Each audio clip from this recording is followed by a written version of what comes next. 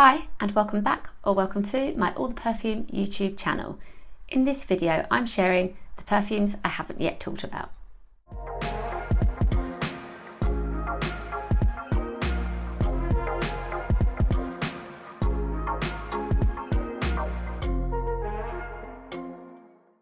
One of my most recent videos was Perfume Regrets, and I will make sure to link that one below because this video is basically a part 2. Because since posting, I've just been really thinking about celebrity lines and launches of perfume in particular, and I realised that they all predated my online posting, my All the Perfume platforms, so I've never talked about them. And I was thinking how in between, say, around 2007 up until 2015, if there was a celebrity launch of perfume, I'd be interested, I'd be excited. Maybe I would smell the perfume and genuinely like the scent, then I'd buy it, of course. Maybe I would smell the perfume and kind of talk myself into liking it or thinking that I would wear it well enough to buy. Or maybe I just blind bought it because it was affordable. So with these perfumes, as I said, they predate my Instagram, but they haven't stayed in my collection either. They could have done, of course. They could have still been in my collection, but in most cases we will see that I was just buying perfumes that weren't really right for me. So that's why this video kind of has an overlap with Perfume Regrets. Nonetheless though, I feel like there are some kind of forgotten gems in here, some scents that were really good, and sadly most of them have been discontinued now. But I can't wait to get into them, go through the notes, see which ones you remember, see which ones would have appealed to you, and chat all of these perfumes that I've never talked about before. The first perfume that I want to talk about is Mwah by Chanelle Hayes, and all I knew of this lady was that she had featured in Big Brother here in the UK, so I guess that is what made her famous. And I thought the campaign of this perfume was really cute, quite glamorous in fact, and I really loved that red bottle as well. I liked having this one in my collection. I don't remember if I smelt the perfume or not before I bought it, but when I did, I was pleasantly surprised. I felt that this perfume smelled expensive and quite well done, and I used to wear it for work, for kind of signature day wear, so I thought it was quite versatile. It has that glamorous kind of image, and I think you could have worn it in the evening or for going out, but it felt like a safe enough wear for work too. Now, weirdly, going back online, I can't find any notes about this scent. I can find mentions of it and pictures, but there are no clues about the notes anywhere, and I don't remember knowing them at the time. But what I really did feel strongly back then is that it smells like Dolce Gabbana's The One, if a little bit sweeter. So it's more expensive for what was a really affordable price point. Now I don't have it anymore, so there are no pictures of this one in any of my posts or reviews or roundups, but I probably parted ways with it to make space, or that I just felt I'd worn it enough. But speaking and thinking about it now, I would happily have this one back in my collection. It was cute and affordable and a really well done scent. The next perfumes that I want to talk about are Snooki and Snooki Couture by Nicole Polizzi. And Snooki, her first scent, was launched in 2011, and I bought both of them on one of my trips to New York. Now with Snooki, you have cupcake, kiwi, sugar and jasmine. Those notes might sound familiar to you because this perfume basically smelled like a more sugary version of Fantasy by Britney Spears. So of course I loved it, but I guess after about a year or so, I must have realised I didn't need two so similar perfumes in my collection. And then with Snooki Couture, it was pleasant.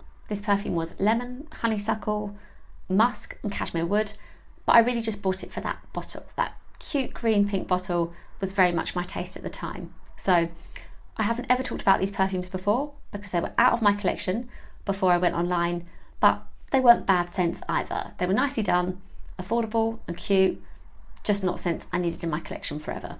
This next perfume is Colleen X by Colleen Rooney, and Colleen is the wife of footballer Wayne Rooney, and this was her first perfume that she launched. There were others after this one. I love this lilac bottle. I think it's so pretty. Lilac is very much my colour, and with the perfume I did like it. It wasn't really to my taste. It's quite floral. It's got rose, lily of the valley. It has a citrus opening and quite a bit of orange too, and then in the base you've got your musk and patchouli notes. But the effect of the perfume I always felt smelled a bit like lavender. It smelled really clean and like a really good day scent to put on for work that kind of felt like a bit of a costume. It had this really nice musky projection about it, and I enjoyed the perfume. I thought it smelled well done.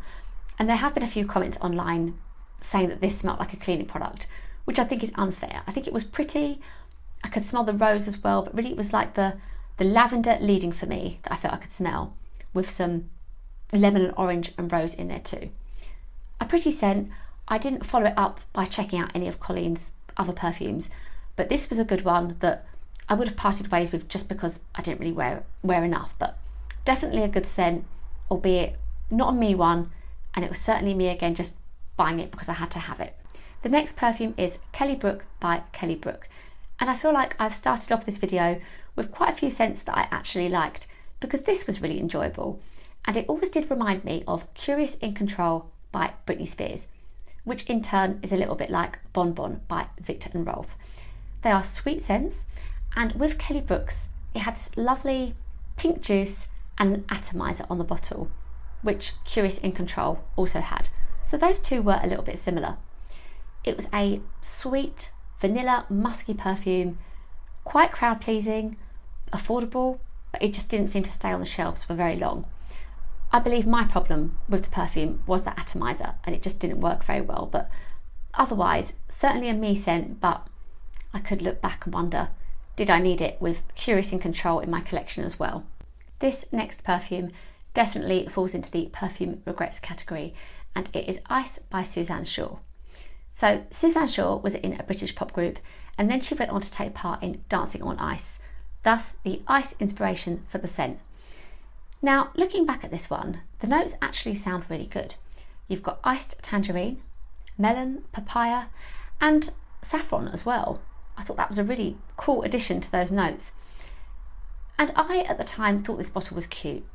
The price point actually was brilliant. It was even lower than the usual affordable celebrity scents we had on the scene. I believe it was a collaboration with Lloyd's Pharmacy, which might explain the lower price point, but I bought it probably as a blind buy and regretted it. This perfume, I could see where the ice inspiration had come from, but the overall effect for me was just really synthetic, but in an unwearable way. I didn't like this perfume. So it feels like a little bit of a forgotten gem that kind of appeared, went in a flash, never to be seen again, but it wasn't for me as a scent, and I did have to part ways with this one quite quickly. I am so glad that I remembered this next perfume in time to film.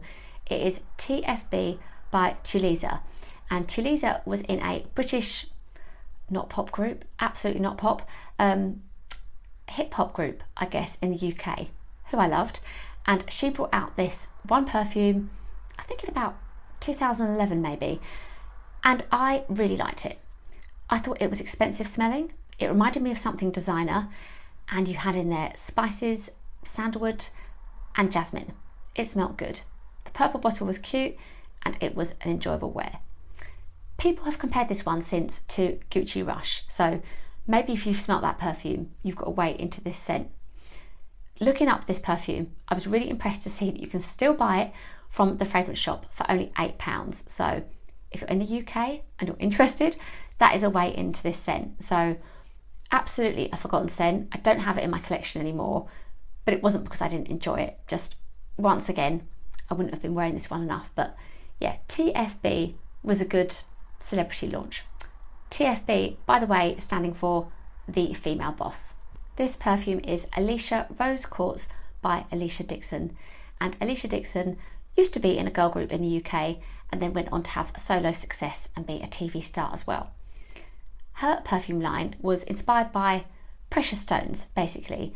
So here we have rose quartz, and I thought the bottle was pretty. I love Alicia and have even seen her in concert. So it was a must-have, despite the fact that rose was certainly not my favourite perfume note at the time. The scent was very pretty, but it wasn't a me perfume, so I didn't really need to have it in my collection. However, I clearly never learn, because in looking up Alicia's perfumes, I've discovered that she had a second scent called Amethyst.